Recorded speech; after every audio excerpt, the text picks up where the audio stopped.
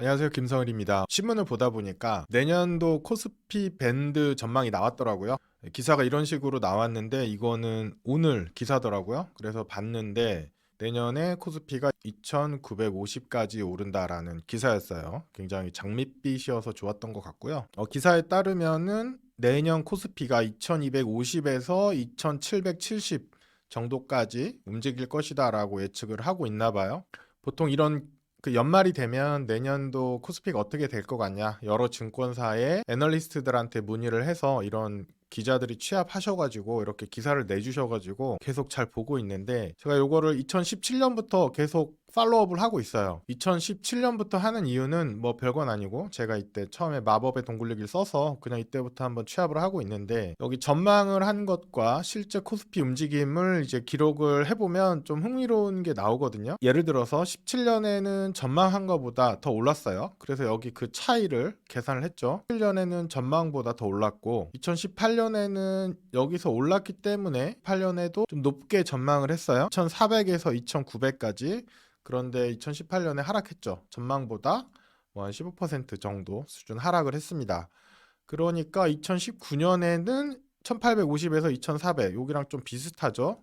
이렇게 전망을 했는데 2019년에는 뭐 하락폭이 크진 않았지만 예측보다 좀 더 하락하는 모습을 보였고, 2020년에는 거의 이제 전년도하고 비슷한 수준으로 전망을 했고, 이때는 중앙값 기준으로는 마이너스 2% 거의 비슷했는데 상단과 하단이 굉장히 많이 벌어졌죠. 왜냐하면 상단이 2,500 예상에서 2,800, 그리고 하단이 1,900 예상인데 1,400대까지 내려갔기 때문에 상하단 폭이 굉장히 커졌다, 이렇게 볼 수 있고, 21년에는 상승으로 좀 봤어요. 상승으로 봤는데 실제로는 더 많이 올라 버렸죠. 더 많이 올라가지고 예상한 것보다 한 20% 이상 더 많이 오른 그런 모습이었습니다. 그래서 22년에는 밴드 상단이 3,300, 전년이랑 굉장히 비슷하죠. 비슷했는데 22년에 실제로는 많이 하락했죠. 마이너스 16% 정도 중앙값이 하락하면서 예상보다 많이 하락했다. 2023년 올해죠, 올해. 올해 전망은 2100에서 2600 정도 전망을 했어요. 그런데 12월 20일 기준, 오늘 종가 기준인데 2200에서 2600 거의 비슷하게 잘 맞췄습니다. 밴드 상단은 거의 다 맞췄고 중앙값 기준으로도 뭐 플러스 2% 정도 굉장히 잘 맞췄다라고 볼 수 있는데, 좀 아쉬운 거는 2023년 전망이 상저하고였어요. 대부분 증권사가 상저하고였는데, 즉 상반기에는 별로 안 좋고 하반기에 회복할 것이다라고 전망을 했는데, 요거는 좀 틀린 것 같아요. 상반기에 엄청 많이 올랐죠. 상반기에 엄청 많이 오르고 뭐 7, 8월까지 오르다가 9, 10월 좀 약세 보이다가 뭐 11월, 12월 굉장히 또 많이 반등하는 그런 모습을 보이고 있어서 상저하고라고 하기보다는 상고하저인 것 같아요. 아까 그 기사에서 봤던 것처럼 2024년에는 뭐 2200에서 2700 정도 간다라고 해요. 여기 보시면 비슷하죠. 올해 지수와 2200에서 뭐 2700 이렇게 비슷한 것 같고, 뭐 팩트는 나와봐야 알겠지만 뭐 잘 맞을 확률은 그리 높지 않아 보인다 라는 생각이 좀 듭니다. 내년에는 뭐 1, 2분기 중에 바닥을 찍은 뒤에 반등한다라는 의견이 좀 많은 것 같아요. 1, 2분기에 바닥 찍고 반등할지, 아니면 1, 2분기에 지금의 상승세가 계속 탔다가 하반기에 하락할지, 그거는 또 지켜봐야 되는 것 같고요. 제가 이 자료 작성하다가 문득 작년에, 정확히 말하면 올 초죠. 올 1월 6일 날 올 초에 찍었던 영상이 생각나서 다시 한번 찾아봤어요. 영상을 찾아봤는데 이때 제가 뭘 했냐면, 자산 배분 투자가 2023년에 성과가 날까 말까 요거를 계산을 해봤어요. 이거 실제 지난번에 찍었던 영상 캡처본이고요. 영상 링크는 밑에 있는데 여기 10분 42초부터 요 내용이 나옵니다. 조사한 거는 이거예요. 최근 12개월간 투자 성과가 마이너스일 때 그 다음부터 1년 동안 투자하면 어떻게 될까를 이제 한번 찾아본 거예요. 왜 그랬냐면 22년도 말에 저한테 되게 많이 들어온 질문 중에 하나가 그거였어요. 그 당시에 시중은행 금리가 5%를 막 넘어갔어요. 그러니까 대부분의 사람들이 1년 동안 주식, 국채, 부동산 다 하락하는 거 보면서 좀 지쳐 있었어요. 그러니까 투자를 잠시 빼고 투자해서 돈을 회수해서 예금의 5%를 준이 확실하게 주니까 예금을 하는 게 어떻겠냐, 이런 질문을 굉장히 많이 받았고, 그때 제 답변이 뭐였냐면, 지금 주식 성과를 본 거는 혹은 자산 배분도 마찬가지입니다. 자산 배분도 손실이 났죠. 요거를 본 거는 과거 1년이고 지금 예금 금리를 보는 거는 미래 1년이다. 그래서 서로 맞지 않는다. 예를 들어서 예금이랑 만약에 투자를 비교할 거면 지금 해서 돈을 넣었을 때 1년 후에 예금은 몇 프로,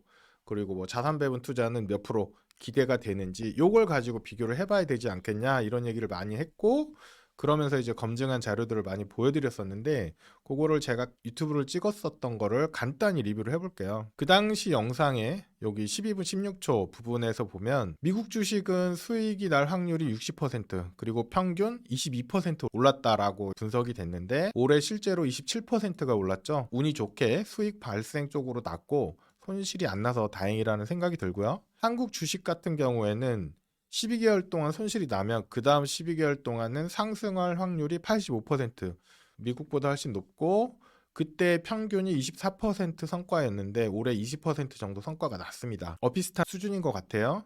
그리고 나스닥 같은 경우에는 뭐 중간이 없어요. 완전히 좋던가 완전히 안 좋던가 이랬었는데 수익 발생 확률이 58%예요. 그래서 절반 정도밖에 안 되죠. 그런데 수익이 나면 한 35% 시원하게 오르고, 만약에 1년 동안 손실 나고 그 다음에도 손실 나는 경우도 있는데 그때는 26% 정도 손실 날 수 있다 였는데 올해 56% 상승을 했어요. 그래서 상승한 또 하나의 해가 된 것 같아요. 나스닥의 뭐 움직임은 워낙 좋고 나스닥에 전부 다 가져가신 분들은 굉장히 많이 수익이 났을 것 같아요. 제가 올 초에 영상을 찍을 때 자산 배분은 어떨 것 같냐도 찍었어요. 즉 전년에 마이너스일 때 그 다음에 수익률이에요. 그렇게 되면 수익 발생 확률 100%, 거의 무조건 수익이 난다. 수익이 날 때 평균 14%가 난다. 이렇게 나왔었고 안정형 같은 경우도 100% 수익이 나고 평균 9% 정도 수익이 날 것 같다라고 예상을 했어요. 이 영상을 찍을 때는 제가 마법의 투자 시나리오라는 책을 내고 거기에 나오는 KGAA라는 포트폴리오를 이용해서 이 확률을 계산했거든요.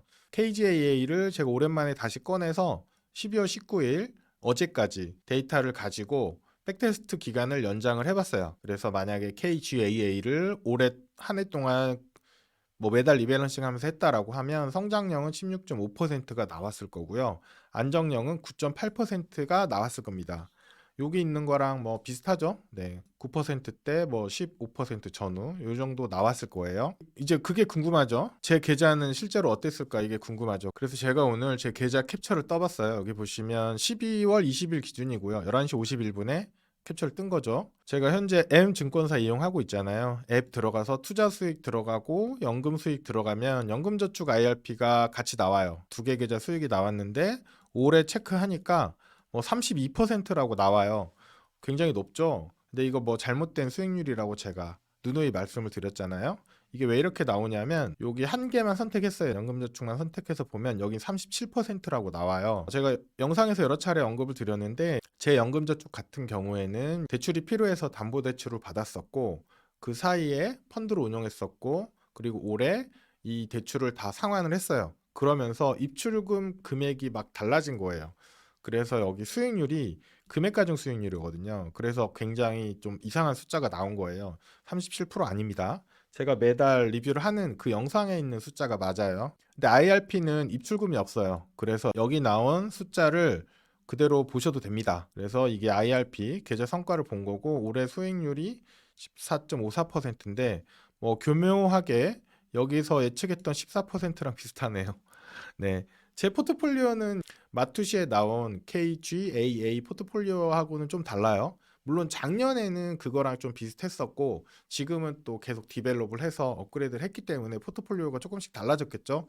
좀 달라졌고 어쨌거나 실제로 워킹한다. 그래서 수익이 났다라고 생각이 들고요. 아까도 말씀드렸지만 작년 말 올 초에 예금을 했을 경우에는 5% 수익을 얻었을 거고 자산 배분 투자를 했을 경우에는 뭐 10%가 넘는 수익을 얻을 거라고 예상을 했는데 실제로 제 계좌에서 그게 나와서 개인적으로는 뭐 이 예측에 대해서 좀 마음에 들었습니다. 그러면 이제 미래가 궁금하잖아요. 내년에 어떻게 할 거냐, 2024년은 어떻게 될 거냐가 궁금한데 미래를 전망을 할 때 여러 가지 시나리오를 가지고 시나리오별로 어떤 확률이 있고 또 그거에 대해서 뭐 가중치를 부여하고 하는 여러 가지 방법이 있겠지만 저 같은 경우에는 어떻게 하냐면 이제 통계에서 보면 정규 분포냐를 검증하는 방법들이 있어요. 자크베라니 뭐 기타 등등 여러 가지 방법들이 있는데 이런 통계적인 방법을 이용해서 검증을 해보면 예를 들어서 K-올레드 안정형에 1년 단위로 투자한 연 단위 수익률은 정규 분포를 따르는가 안 따르는가 요거를 체크를 해보는 거예요. 그래서 뭐 이거를 제가 뭐 자세히 설명드릴 건 아니고 여기 보시면 K-올레드 같은 경우에 안정 중립 성장형에서 빨간색이 하나도 안 보이죠? 네, 빨간색이 안 보인다는 건 정규 분포일 가능성이 높다라고 단순하게 말씀드릴 수 있을 것 같고요. 코스피나 S&P 500 같은 경우에는 검증값마다 조금씩 수치는 다르지만 여기 빨간색으로 표시된 게 정규 분포가 아니다라는 의미로 해석하시면 됩니다. 코스피나 S&P 500은 뭐 정규 분포 아니죠. 이렇게 아름다운 곡선이 돼야지 정규 분포인데 얘네들은 뭐 삐죽삐죽 하잖아요. 정규 분포인 경우에 좋은 점이 뭐냐면 평균과 표준 편차를 가지고 앞으로 얘네가 어떻게 움직일지 어떤 수익률을 보여줄지를 확률로 계산할 수가 있어요. 과거에 277번의 데이터를 가지고 분석을 한 건데 평균이 6.8% 안정형인 경우에 표준 편차가 4.8이었어요. 그런데 얘가 68%의 확률로 2에서 12%의 수익률을 줄 겁니다. 그래서 내년에 만약에 2024년에 내가 안정형으로 했는데 얘가 뭐 2% 수익률이 낮다. 그러면 이 정도 확률에 들어오는 거예요. 그래서 뭐 리즈너블 하다라고 말할 수 있고 그리고 99.7%의 확률로 마이너스 8에서 21% 안에 들어올 것이다. 이렇게 얘기를 하는 거거든요. 이거 분포의 특성이에요. 그리고 뭐 성장형 같은 경우에는 1시그마라고 하는 68%의 확률로 2에서 17%의 수익을 보여줄 거다. 이렇게 되어 있고 99.7%즉 3시그마 기준으로 했을 때 마이너스 14에서 뭐 32% 성과까지도 볼 수 있다. 이렇게 볼 수 있고요. 코스피나 S&P 500 같은 경우에는 뭐 범위가 이렇게 있긴 있어요. 과거에 이런 범주로 움직였는데 그런데 요 통계값을 쓸 수는 없어요. 왜냐하면 정규 분포가 아니라서 여기 있는 요 확률에 대해서 쓸 수는 없어요. 그래서 어느 범위로 움직일지 예상하기가 상당히 어렵다라고 볼 수 있고요. 그래서 아까 표를 좀 다른 형식으로 보여드리는 거예요. 여기 보시면 여기 파란색 선이 올해도 성장형, 주황색 선이 중립형, 회색 선이 안정형인데 회색 선이 가운데 모여 있죠. 여기 평균에 모여 있어요. 요 끝부분에 별로 없고 거의 가운데 쪽에 많이 모여 있어요. 그래서 평균에서 굉장히 가까운, 즉 예상되는 수익률에서 멀어지지 않는, 다른 말로 하면 표준 편차가 작은 그런 성과를 보여주고요. 성장형 같은 경우에는 수익이 더 날 수도 있지만 손실이 날 수도 있는, 마이너스로 갈 확률도 높은 그런 모습을 보여줍니다. 그래서 이 경우에는 연단위 성과 2024년 한 해를 말하는 거예요. 그때 예상 수익률이 9.1, 표준 편차 7.6, 수익이 발생할 확률이 86%예요. 11% 정도 날 수 있고 손실이 날 가능성도 14%가 있다. 이때 평균적으로 마이너스 3% 손실 날 수 있다. 오른쪽을 보시면 자 이거는 아까 페이지에서 보신 거는 정규 분포라는 걸 가정하고 정규 분포의 확률을 이용한 거고 이거는 역사적 수익률을 그냥 가지고 한 거예요. 확률 분포가 없이 계산한 거예요. 아무튼 여기 보시면 회색이 S&P 500, 파란색이 코스피인데 가운데 부분에 많이 없죠. 그리고 양쪽 여기 마이너스 25, 30% 혹은 플러스 뭐 25%, 30% 이쪽 굉장히 많아요.